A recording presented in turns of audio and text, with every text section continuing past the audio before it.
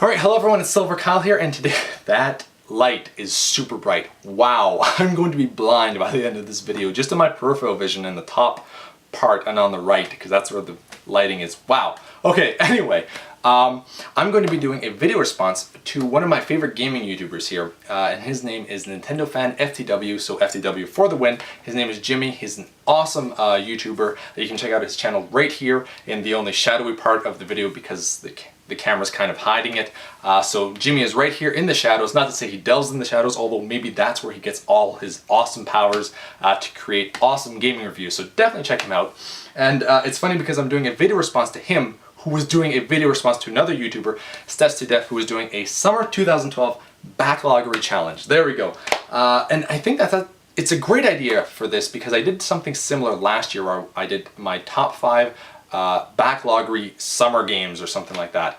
I only completed 2 out of the 5. This year I do plan to do a lot more because, for one, last year I did the video on like mid-July, whereas this I'm doing the beginning of June, so I have 3 months as opposed to a month and a half. And these games I really want to dig into and beat. Not to say I didn't want to beat the ones last year, but I have more motivation this time around. So I did a top 10, they're in no particular order in which way I want to beat them, except for the first one, because I am ashamed that I haven't beat this game yet.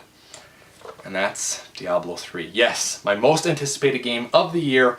I have not beat it. I've played it and I really enjoy it, and the reason why I haven't beat it is not because it's a bad game or anything like that. It's really, really good. I don't know if it's exactly what I expected. It does have that Diablo feel. It does feel new. It does feel like a 2012 game. There's a lot of positives to it. Obviously, there's some negatives with the servers, but you can get over that.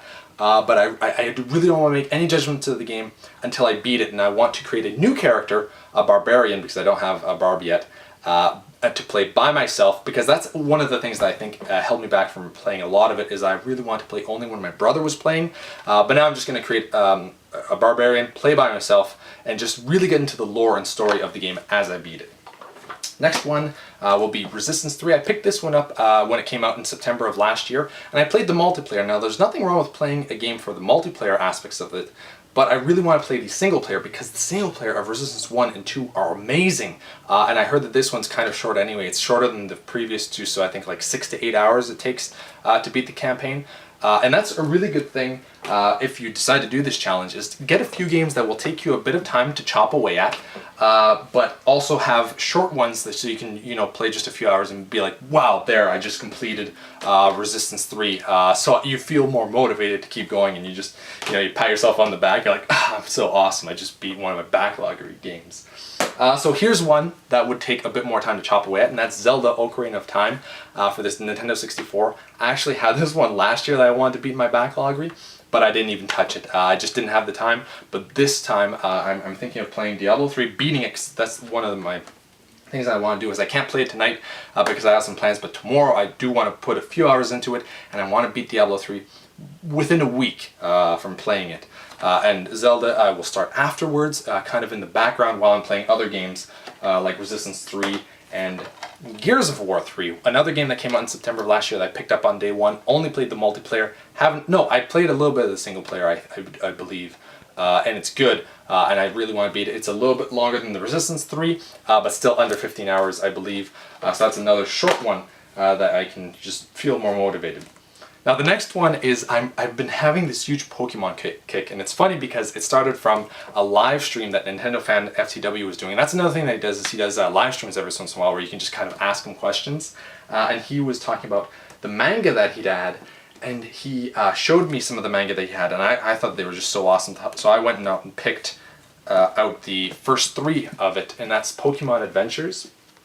So that's the first volume, second volume, third volume, and I want to show you just quickly what it kind of obviously looks like that, but here, that's not a cool picture. Yeah, Electro.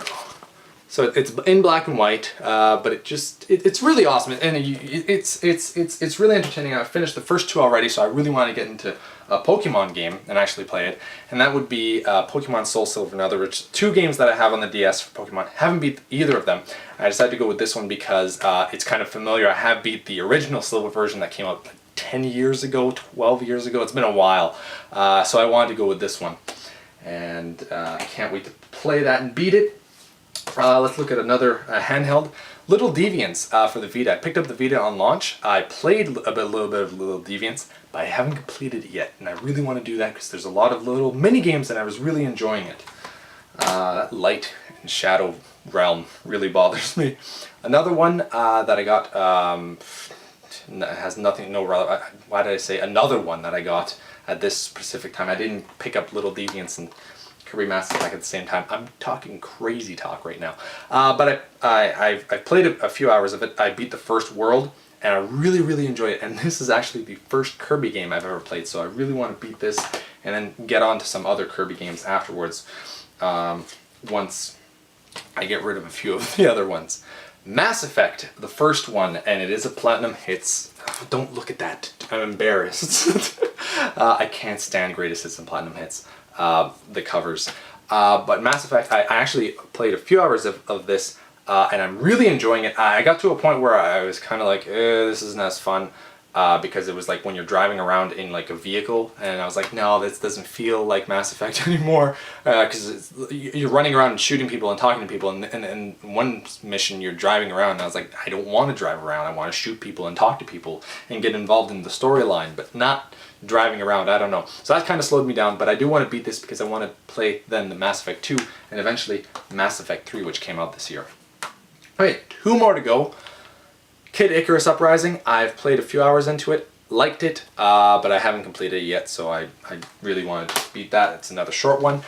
And another long one, which was also in my summer of 2011 Backlog challenge. Or not challenge, it was just I wanted to do it, and that's Record of Agres War 0. Now I want to beat this one because the second one is coming out at the end of June, and I really enjoyed it. I put in about 12 hours from last year, and I'm just going to go right back into it and hopefully beat it, although I hear it's like a 70-hour game. So those are my top 10 games that I want to beat this summer, and I'm actually going to say that I want to beat 5 of them before I buy any new games. And that's going to be very difficult because there's a lot of games that, at the end of June that I want. The only one that I might make a sacrifice for, if I haven't beaten 5 games, I might still pick up the Record of Agres War 0 to get the collector's edition or special edition, because this is the special edition of the Record of Agres War 01. So here's just the regular game, and I'd rather have the actual special edition that they have. So that I might cheat there only once, but other than that, I'm not going to buy any other games, even if it's a really cheap sale. For like, I don't know, one of the games that came out this year, but it's really cheap at some place. I will not touch it until I beat at least 5 of these games. So if you want to take out the challenge, you can either, do a video response to me, you can do a video response to NintendoFanFTW, or you can even do one to Steph's to Death. So talk to y'all later, everyone. E3 is like a few days away. I cannot wait. Goodbye, everyone.